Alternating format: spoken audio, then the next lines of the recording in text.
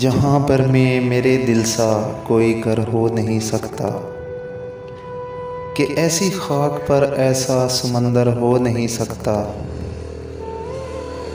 रवां रहता है कैसे चैन से अपने किनारों में, ये दरिया मेरी बेताबी का मज़हर हो नहीं सकता। किसी की याद से दिल का अंधेरा और बढ़ता है, ये घर मेरे सुलगने से मुनव्वर हो नहीं सकता।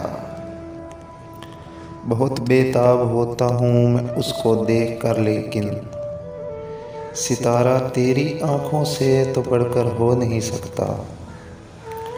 ये मौज उम्र हर शय को बहुत तब्दील करती है, मगर जो सांस लेता है वो पत्थर हो नहीं सकता। मैं इस दुनिया में रहता हूँ कि जिस दुनिया के लोगों को खुशी का एक लम्हा भी मैसर हो नहीं सकता।